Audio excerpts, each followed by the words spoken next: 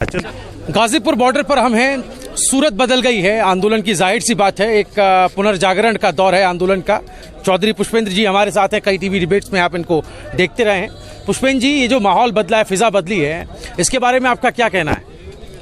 देखिए, जिस प्रकार से इस देश के किसान को गद्दार बताया गया, देशद्रोही बताया गया, झंडे का अपमान करने वाला बताया गया, उसको देखने के बाद किसानों के मन बहुत भयंकर आहत है। सारे देश का किसान उद्वेलित है।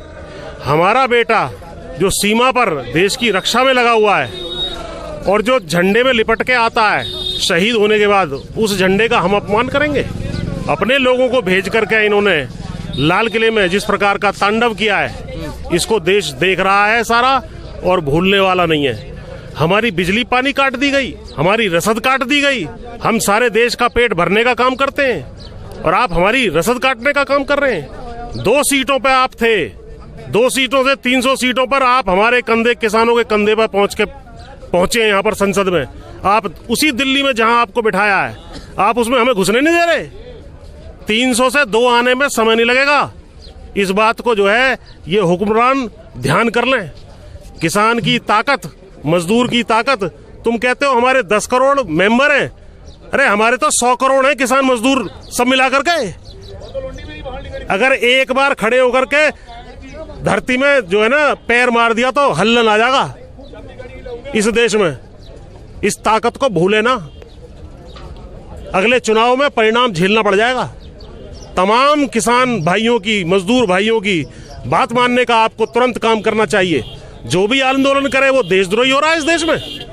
मुसलमान भाई हमारे हैं, इस देश के निवासी हैं, आंदोलन करते हैं तो ये देशद्रोही हैं। हमारे सिख भाई जिन्होंने सबसे ज्यादा कुर्बानियां दी हैं इस देश के लिए, देश की रक्षा में अपना रक्त बहाया है, उनको आप जो है खालिस्तानी बता करके खारिज करने का काम, देश में आइसोलेट करने का काम कर रहे हैं।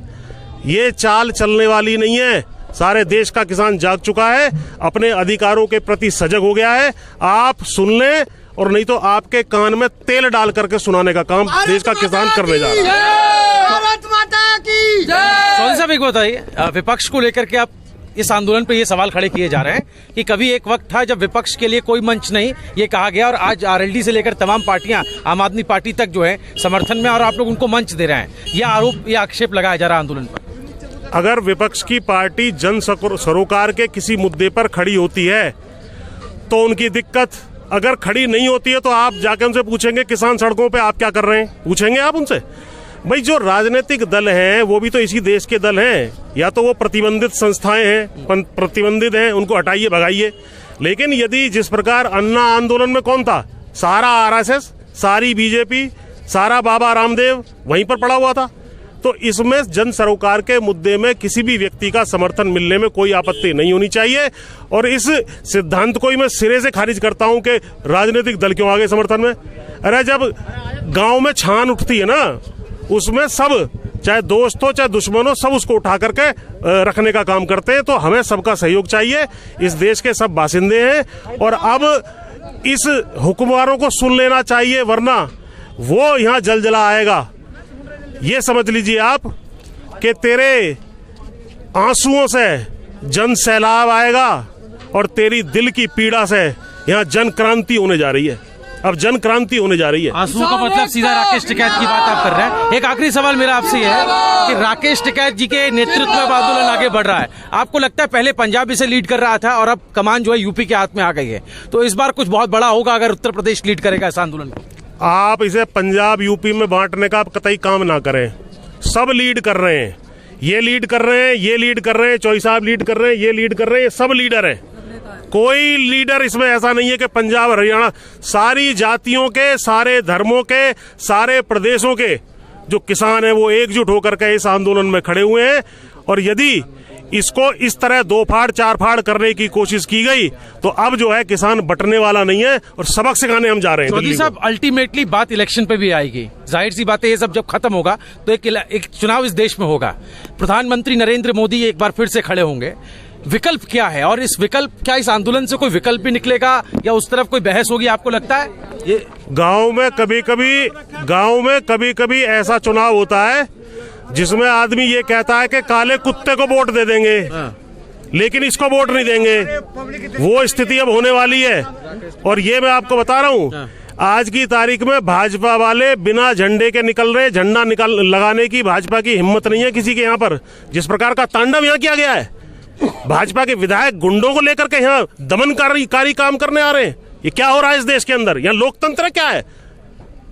सबक सिखाया जाएगा, चुनाव में सबक सिखाया जाएगा। आंदोलन शांतिपूर्ण चलेगा, लेकिन चुनाव में जब चुनाव आएंगे, इनको सबक सिखाने का काम देश का किसान करने जा रहा है। टिकैत के पीछे जनसमूह खड़ा हो रहा है, आपको लगता है वो एक विकल्प बन रहा है, राजनीतिक विकल्प भी बन सकता है? नहीं, देखिए, किसान आंदोलन के वो लीडर है।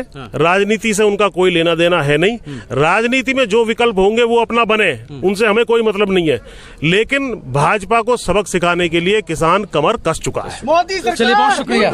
किसान के हित के लिए अगर किसान के यही बड़े नेता अगर राजनीति में है तो क्या दिक्कत है? अगर राजनीति में आते हैं, पॉलिटिकल पार्टिसिपेशन लेते हैं, तो क्या प्रॉब्लम है? किसान क्यों नहीं? देखिए, ऐसा है कि किसानों का अपना एक आंदोलन है, उसको चलने दीजिए। क्योंकि बार बार राजनीतिक दल तो सत्ता में आते हैं जाते हैं, सरकार आती है जाती है, पर टिकैत और किसान टिका रहता है। चिंता मत करो। तो सुन लेते हैं, टिकैत और किसान जो है वो टिका रहता है। और ये शोर जो आप सुन रहे हैं, लगातार ये आवाजें यहाँ से बुलंद हो रही हैं, ये किसी एक स्टेट का, किसी एक प्रांत का जो आंदोलन नहीं है, इसमें सारे किसानों की जो सहभागिता है वो बराबर है।